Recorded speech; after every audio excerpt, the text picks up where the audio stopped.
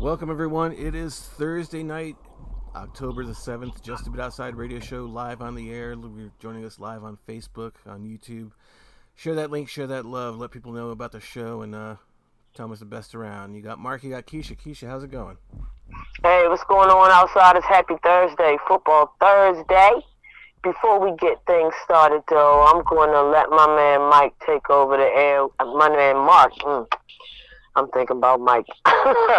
My man Mark take over the airwaves because he got something that he'd like to say before we get started tonight.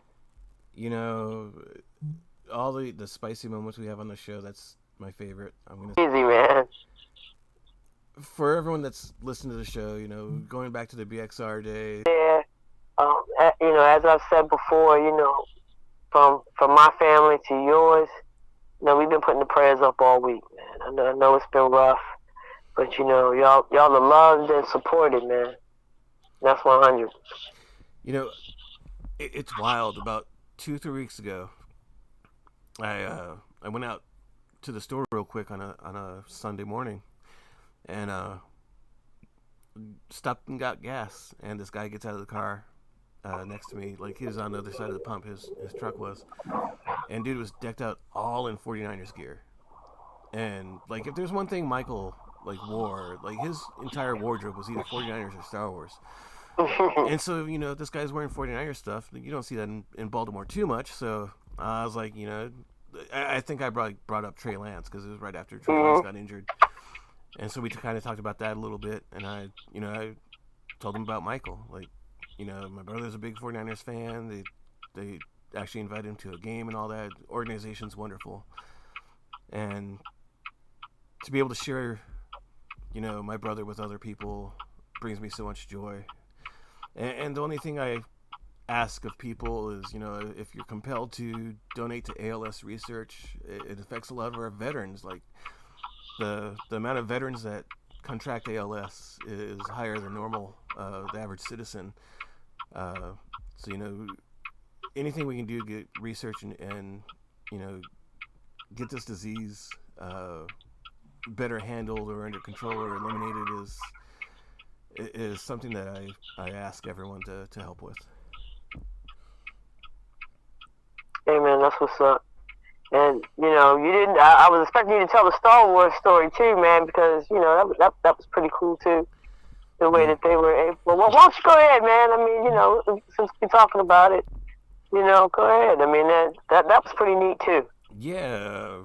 I tried for a while. I knew he was in his medical bed by the time Rise of Skywalker was coming out, and he wouldn't be able to get in theater. So I tried for a while to get someone from Disney's attention, and finally got a hold of this inside guy, like a leaker guy on the internet, Jason Ward, makingstarwars.net, and he kind of just pointed me in the right direction. And that's like where I finally got a reply from Disney. And Disney, a couple weeks before release of Rise of Skywalker, they went out to his house, they set it up, and he was able to watch that Rise of Skywalker movie with all his kids, his loved ones, his nieces and nephews, and surrounded by family.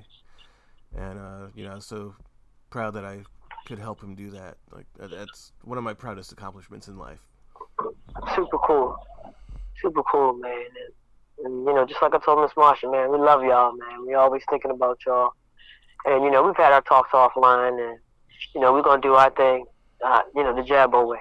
So, yeah, big shout out to Mike, that big 49ers fan.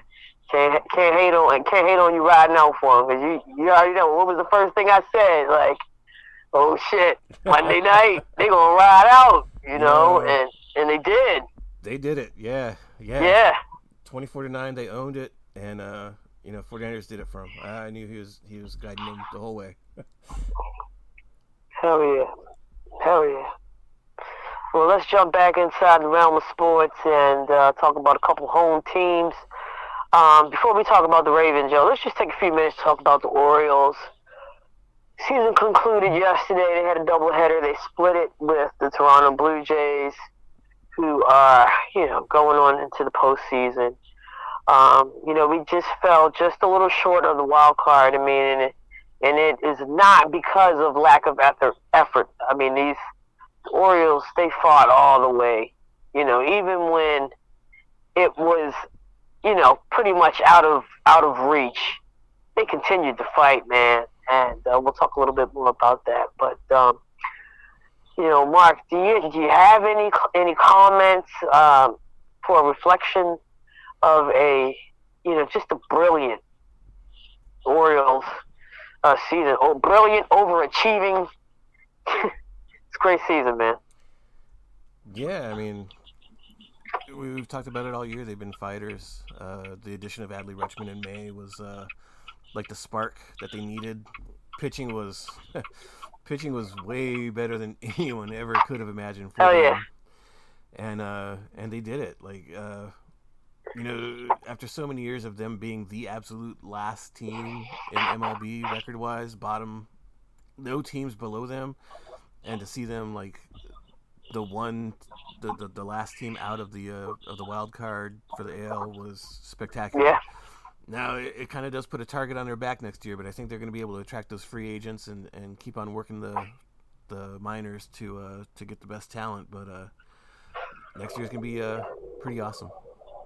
Oh, we're totally going to be the team that nobody wants to see. Yeah. Totally.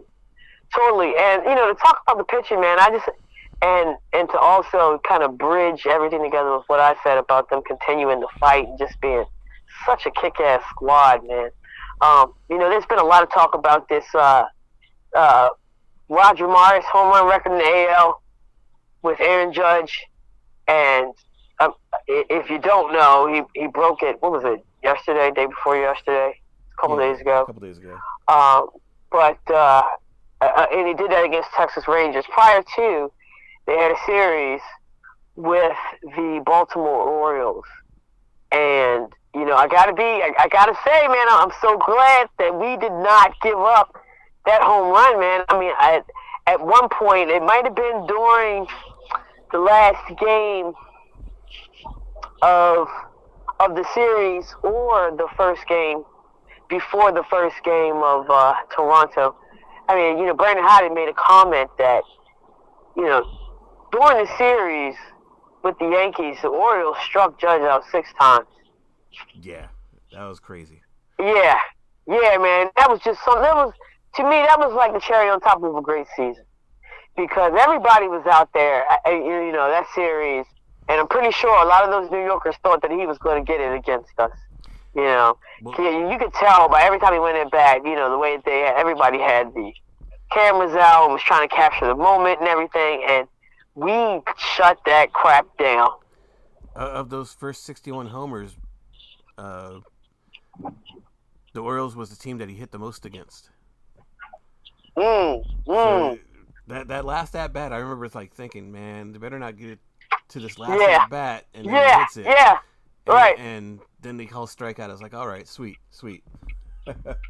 Oh man, yeah! Big shout out to Baker. He was one of the ones that kind of really stood out to me in that series. But yeah, just the cherry on top of a great season, especially to someone that called the illustrious Camden Yards a creative part. Man, that's a great way to stick it right back to him. Yeah. But alas, you know, he was able to accomplish what he came to accomplish, I guess, this season. He broke that 62-run record, right? And now he's the big guy. And also solidifying an insane bag that's going to be coming to him very soon. Oh, yeah. And it's so crazy now that there are questions if he'll even be in the pinstripes next season. He could look good in orange, right? They are too busy fighting amongst themselves to even be able to put together any type of deal for that guy. To be honest with you, it's that we got Brandon Hyde. What are the chances on Manager of the Year? Oh, if he doesn't get it, that's a crime. Because I hurts a little bit that you didn't make the wild card, right? Yeah. But what are you thinking? For what?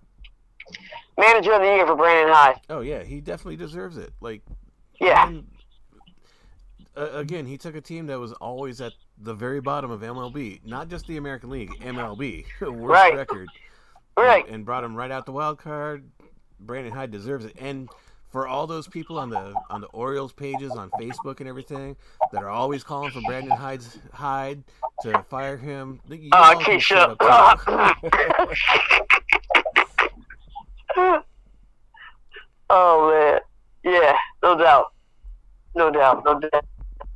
All right, let's go across the way. Let's go across the way on Ravens Walk, and let's talk about Ravens. Tough freaking loss.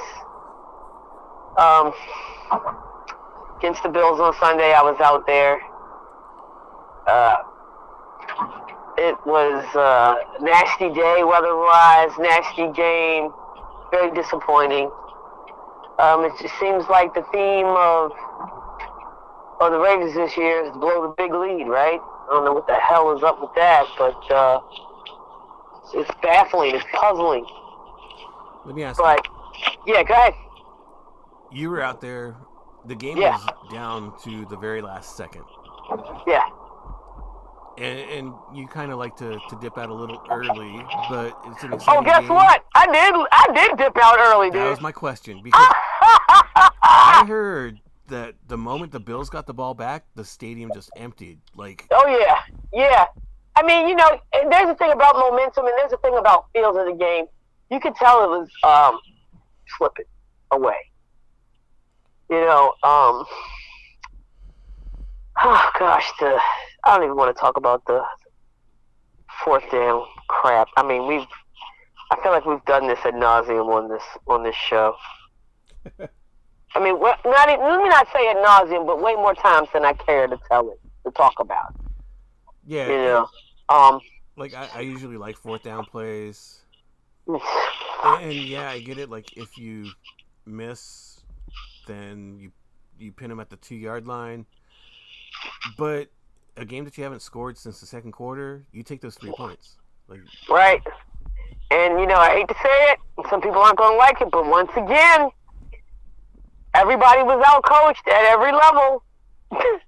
Once again, there's a team with a set of coaches that went in at halftime and said, hey, look, this is what we're going to do.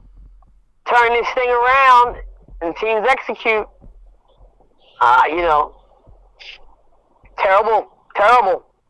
Terrible. That's all I'm going to say about that. Yeah. Let's look ahead. I mean, go ahead, Mark. You want some more comments? I have a feeling like McDonald's defensive strategy is like if you have the lead, it's crap. It's crap. And that's not you got to do what you can to keep on taking that ball, keep on pressuring the quarterback. This is the NFL, baby. You got to do it. Yeah, and Harbaugh clearly has zero confidence in him. Yeah, they got to have a killer instinct. Yeah, we upgraded the secondary, I thought, and it's just I don't know what the hell's going on out there. Another very important game this Sunday. I'll be out there again. Will you? Yeah. Sunday night, yeah. I guess it's going in late on Monday. With one eye open and one leg. I'd be taking the day off. I can't, man, because I took off for Ocean's Calling. Oh. And when it got canceled, I was like, man, I'm just gonna keep my days off, But I'm definitely going to go in late because it's going to be filthy. It's going to be a nasty thing out there. And, this is a division game. And I don't care what the Bengals have been doing as of late. Do not think this is going to be an easy game, ladies and gentlemen, and Ravens alike. Now, I don't mean to cast any shade, but I think someone made an easy money pick recently saying that the Bengals were trash, and the Bengals ended up winning that game. I did. And I'm going to. I think I might do a live or upload a video from out there. Yeah. Because we're gonna do a little tailgating. Okay. Shout out to Damon. Shout out to Brian. You're gonna get up, guys. And yeah, I might go live out there with the easy money pick for the night. You know, I gotta do some real legit research because you know there's a tug of war between the head and the heart. Yeah. With this game, man. I called the Bills winning last week, and I'm going to tell you, You now, did. I'm not You afraid jerk. to say the You Bengals. jerk! No, I'm kidding. And you're not afraid to say what now? I'm sorry, man. That the Bengals could win this one. I'm not either. That's why I said I got to do some real research on this. I got to do some real research. And wasn't their last game a Thursday night game? So they got extra days. It's left. tonight, isn't it? No, not tonight. The Colts week. and the yeah. Yeah, so they got an extra few days rest, man. Yeah. Bengals by 4. Oh, well, that's freaking bold. How about it? Okay, all right. Bengals by 4. You guys have to wait to hear from Major Keish on Sunday night. I'm gonna have the fellas with me too, so it'll be a lot of fun. Let's talk about tonight's football game. We got the Colts playing the Broncos. Colts Matty Ice is just not where they thought they'd be. I think they're like 1-3. They will not have the running capabilities of Jonathan Taylor. Yeah. He's out tonight. He's a big part of their offense, especially on the ground game. But they do have Nyheim Hines, who I have on my fantasy team, and I am actually going back and forth with starting him at a flex position. Thinking about that. Broncos, they're 2-2. Mark, I know this is another one of your alternate teams or main team. I'm gonna let you talk about them. You know, how are you feeling about their season thus far? Like we touched on it before, the Yeah. coaches' decisions are baffling. And are they 1-3 also, or are they 2-2? I don't remember right now, but You said what now? are they 1-3 also, or are they 2-2? No, they're 2-2. I just said they're 2-2. Okay. Yep. Yeah.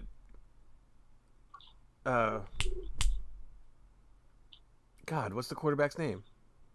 Russell Wilson. Russell Wilson. Thank you. Yeah, no problem. Like, he definitely has not looked like his Seattle self, and Yeah. there's a lot of issues. They have the talent, but do they have the right game plan? Do they have the right coach? I'm about to say, do they have the right freaking coach? Definitely not the right execution. So, Yeah. You know, it's almost like a matter of who can lose the game worse than the other team. Okay, so let me ask you this, man. Are they utilizing Russell Wilson correctly? I mean, he just, to me, out of the little bit that I've seen, I think I've watched a little bit of one game while I was at a bar, okay? And then with the highlights, he just seems so out of sorts and uncomfortable to me. I don't know. It's a tough call because there's been times where, like, even the commentators are like, that's the Russell Wilson we know, or something like that. And Yeah. he'll make these plays, but then, like... There are quite a few that are like, ooh. Yeah, is it a matter of, like, the receivers aren't getting open? Like, Yeah. matchups? Is it the O-line? There's just so much questions on this Broncos team. You know, the division is yeah, I hate the Raiders.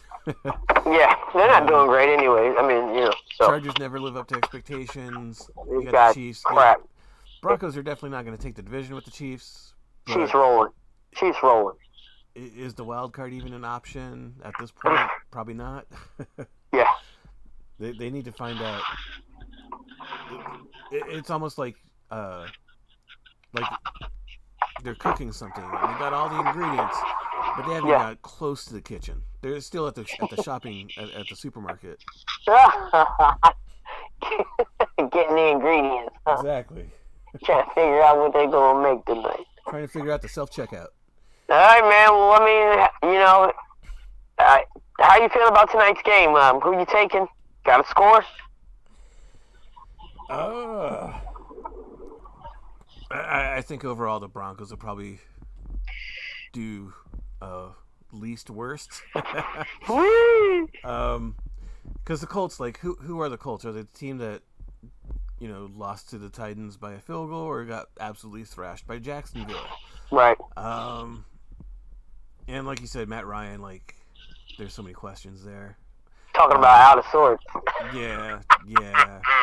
I think the Broncos will pull it out. Let's go 26-17. Okay. 26-17, 36, and I need 43. I need McManus to get some field goals because I got that guy on my fantasy squad too. Oh yeah, me too. In one of my leagues. Yeah, I got him going tonight. Okay. I like it.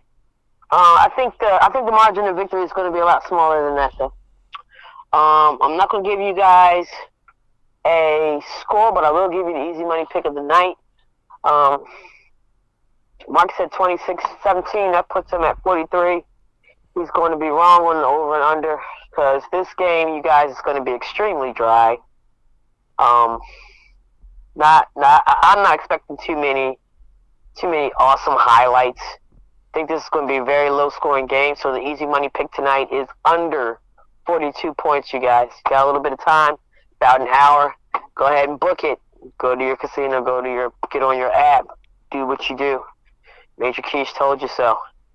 But yeah, I'm going with the Broncos too, but I think they're only going to win by like 1 or 2 points, Bob. Okay. But they will get the win, and it'll be something good for them to build off of. All right. What else we got on the menu tonight? It's just been a little crazy. Got some MLB Wild Card games started up on this Friday. Oh yes. Let me pull up these matchups. Baseball's starting at noon tomorrow, and you know how I feel about day games. I love it. I'm telling you guys right now, there's going to be no work getting done with Major Keish tomorrow. It's great. I've already got the setup. I cleaned up the office, cleaned up the desk real nice clean space. For me to stretch out and watch everything I want to watch. There you go. But, okay, first game tomorrow at 12. Oh, man, and, I got this one circled because I am very excited for this pitching duel. I am talking about Tampa Bay Rays on the road at the Cleveland Guardians. We have hometown hero, Shane McClanahan. Holy crap, is this Shane against Shane? I just realized that. Okay, I'm sorry, guys. I'm just looking at my little notes here. Shane McClanahan, who we talked about earlier in the season. I think he actually got the first start of the season against the first series against Baltimore, because we talked about this guy, right? Because he's from Baltimore, and he had went on to have a spectacular season. I don't quote me on the ERA, but it was 2-something. I do know that. He was getting some buzz for a little while with Cy Young talk, but I don't think he's quite in there anymore. But so he's been doing fantastic. He's the man, clearly the man, because he's the first guy on the first most important game of the postseason. I'm going up against Shane Bieber, and we all know about the Bieber fever. He's been fantastic for the Cleveland Guardians as well. What do you? Let's just do this really quickly. We're gonna try to whip through this. Who you going with on this game? I'm gonna tell you guys right now. I'm going with Tampa Bay because I am just loving Shane McClanahan's stuff right now. And plus, he's fully 4-1-0. I'm not going against that. Yeah, plus the AL East, so you got to go with the division. Yeah, and I gotta be honest. Tampa Bay sputtered through this last couple of weeks. These last 2 weeks, they kind of limped through. I am looking for them to turn things around and right this ship and make a strong statement with this game tomorrow. You guys, you go ahead and take that Let's see. Do they have a favorite right now? I don't care. Just take the Tampa Bay. Put it on the money line. You book that. All right, next game. It's like they're hitting you with the rapid fire, too. They're starting one game every 2 hours. Next game, we're going to the Lou. We got the Philadelphia Phillies, St. Louis Cardinals. We all know about the Cardinals. That Albert, I swear to God, like I have a whole theory about him being on some PEDs because, I mean, why not? He's on his way out and he can't get penalized for it. And hey, Manfred, it's great for baseball, isn't it? Jackass. I swear he's on PEDs, but this guy has been cranking out home runs like it's nobody's business. The last 2 weeks, they had, what's my man's name? Gosh, what is that pitcher's name, man? That just set the record. I think a team record for strikeouts. Oh man, Flaherty. I think his name was Flaherty. Sounds right. We're gonna go with Flaherty. Spicy. But so they got the guy that's hitting the home runs. He passed Babe Ruth, I believe. They got the guy that's striking everybody out. Alas. We got Philly who kind of, they're feeling good about themselves as well. They were able to get up in there. They got Zach Wheeler starting. And against St. Louis, my man Jose Quintana, who's, he's been doing pretty decent. He's got a 2.93 ERA. St. Louis is at home. Who do you like on this one? It's hard to go against these Cardinals. Yeah, they've been, and they talk about a strong end to the season. They've been kicking ass and taking names, man. I think they're gonna roll. I don't think Philly has much of a chance. So you guys, you take the Cards, you book that on number 2. Third game, I'm loving this one too, man. This is another circle for me. I mean, I know it's the AL, but man, this is gonna be. I think this is gonna be a game that's in a series that is full of offense. Seattle Mariners on the road up north of Toronto Blue Jays. We've got my man Alek Manoah on the mound against, I believe, Luis Castillo. Yes, another good pitching matchup. But to me, I think by far Manoah is the better pitcher, more dominant pitcher in this matchup. Seattle's been a great story. They're a nice blue collar team, not too flashy, gritty as hell. They're getting the job done. You've got an insane lineup with the Toronto Blue Jays. I mean, you got Biggio, you got Bichette, of course. You've got the great Vlad Guerrero Jr. Who are you liking with to take this game one tomorrow? 6 p.m. by the way. This is like the toss-up game for me because it could go either I'm way. sorry, 4 p.m. 4 p.m. Sorry. It could go either way, but those Mariners, they never found a way to lose, to let the Orioles into that wild card spot. No matter how much I wanted it to happen, I think the Mariners could shock people and take Toronto. They might take a game of they're not going to win the whole, get out this round, but I think take this first game. Take this first game and throw some surprise out there. You're wrong. No, I'm kidding. I wanted to say, man, I'm sorry, we're going to differ on this one. I'm going with Manoah, man. He has just been so strong, all-star. I mean, this will just cap his great, just phenomenal season, man. And he's going to be hyped. He's a full energy pitcher. I mean, they're at home. Toss-up games, always go with the home team, man. And I do believe that Toronto has the better pitcher in this duel. Outsiders, Manoah, you better book that one. All right, last one. Oh, man, this is going to be a funky cold Medina, too. I'm loving this one, too, guys. Outsiders, 8 o'clock. We got the great. And then when I'm talking about great, man, they got a kick-ass lineup, too. San Diego Padres going against some nasty New York Mets, led by our own Buck Booty. Man, good for him. Another pitching matchup that could be very interesting. We got Yu Darvish on the mound against old brown-eyed, green-eye, or Max Scherzer. Another candidate for manager of the year.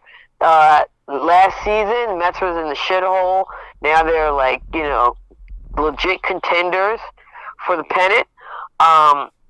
San Diego, I think they did not meet. I'm going to go out there and say, they did not meet expectations this season, but they made some pretty good acquisitions. But Juan Soto, you put that up there with Josh Bell and Manny Machado, freaking nasty. I mean, talk about a team that you don't want to face as far as batters are concerned. If those jokers get hot, I don't know. They could play upset in a major way. Oh, yeah.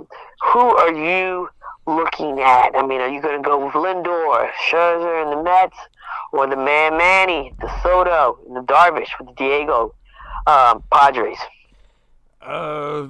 Mets have got a 100-win season. It's hard to go against that. Yeah. I definitely think Mets take game one, but I think the Padres could still be spoilers for the series because, it's a tale of two seasons. Yeah. Once that trade deadline came up, that was a whole different team. Yeah, and now everybody's 0-0, so for real.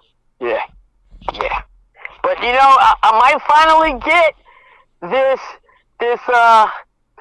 NL Championship Series that I've been calling for the past 3-4 years. Dodgers Mets. God, I don't think I said it last year. I think I gave up on it last year.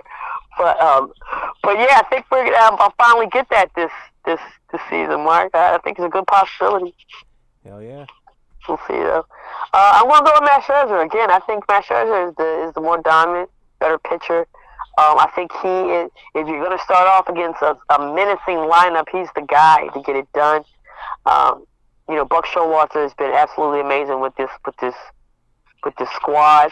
You best believe they will be ready when they hit the field out there at Met Stadium, 8:07 tomorrow. So, big things all day long. What time is it, man? I think we're about to wrap. Is there anything else out there you wanted to any WCS or? No, nothing I can think of right now. Anything crazier than Antonio Brown exposing himself at the pool? What the fuck? Well, if you listen to Antonio, the girl grabbed his shorts and ran off with them, so it wasn't, like he was doing it. Is anybody listening to Antonio? Is anybody out there listening to Antonio? Okay. All right. I think that's all we got for tonight, you guys. Thank you for tuning in. I hope you were able to get that easy money pick in because this game is about to go down in about 30 minutes or so. I'm going to get in the house and crack a beer, lean back. It's been a long day, man, but I love y'all for tuning in with us tonight. Mark, I love you, man. This Marsha, all of the family out there. I love y'all too, man. Y'all be lifted in prayer the rest of this week and next. Traveling mercies for you, Mark. You know how we end this show. Baltimore spread love, yo. Still in the pandemic. Haven't heard too much about the monkeypox, but they still exist. Wash your hands and wash that ass. I'm Keisha. That's Mark on the other end. It's just a bit outside on that Thursday night. Y'all have a good one. Peace.